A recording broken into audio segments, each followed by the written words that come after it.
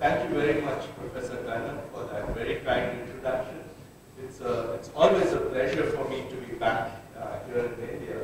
Professor Kannan said I studied in IIT Bombay, and I still have very fond memories of my undergraduate days. And I keep coming back as much as I can. I also really appreciate being invited to give this talk here. This system, as Professor Kannan mentioned, has been known as Betty's brain, and I'll let you figure out why it's called Betty's brain as I go along. So, without further ado, let me get started with my talk.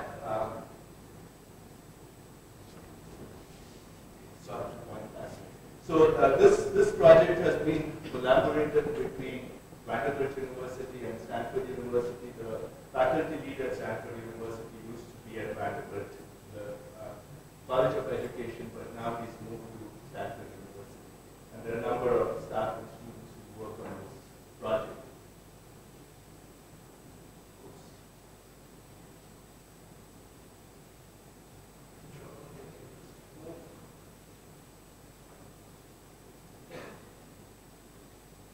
So let me very briefly introduce to you a number of different projects I'm working on. The first is Betty's brain, and where students learn by teaching a computer agent. And the focus there is on them learning science by constructing causal models of science processes.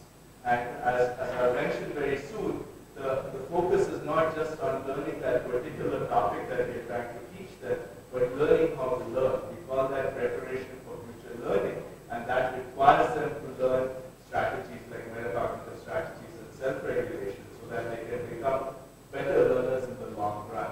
Another very innovative project that we started recently is this notion of computational thinking to get students to learn. So computational thinking was a term that was coined by Jeanette Ring, a professor at Carnegie Mellon, where she made this point that nowadays it doesn't matter what field you're in, you are always building computational models to analyze complex systems. So what we do in that particular project is use a visual programming language to get students to build simulation models of, again, science processes. And in the process of constructing this model, they learn both science and mathematics. They can simulate their models, compare it against an expert model, and look at the differences and learn in that process. Another project I'm working on with colleagues in the School of Education at Vanderbilt is E-Game, which is a game where students learn physics by manipulating an agent to go through a maze, start from a particular point, and reach a goal. This is going to be the outline of my talk. Today I'm going to be focusing mostly on the Betty brain system. I'll give you a quick introduction to the system. If I had time, I'd have given you a demo, but for those of you who are interested, I have the system on my laptop, both Betty's brain and CT-SIM. So afterwards, if you'd like to take a look, I'd be very glad to give you a demonstration.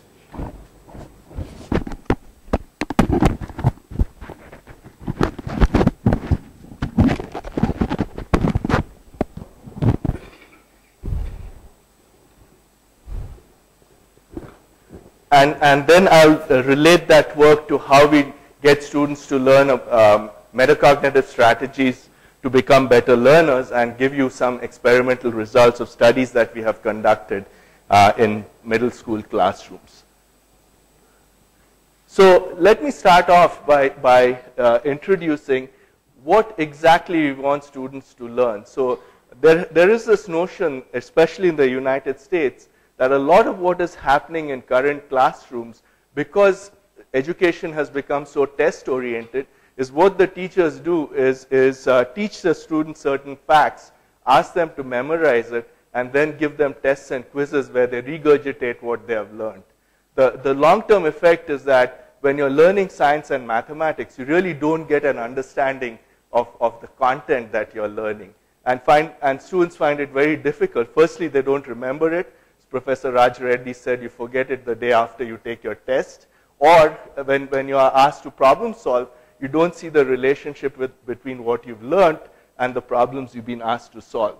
So what we are more interested in is this notion of long-term retention, and we've come up with this notion of adaptive expertise. Now, cognitive science says that in order to learn well, you should be an active learner, learn by construction.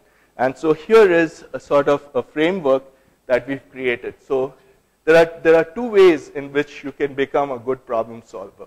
So you learn a particular topic, you solve a lot of problems in that domain, and so that you become proficient. So early on, it may take you 5 minutes to solve a problem. If you've been solving the same problems for a long time, within a few months, you might be solving it in a minute or less.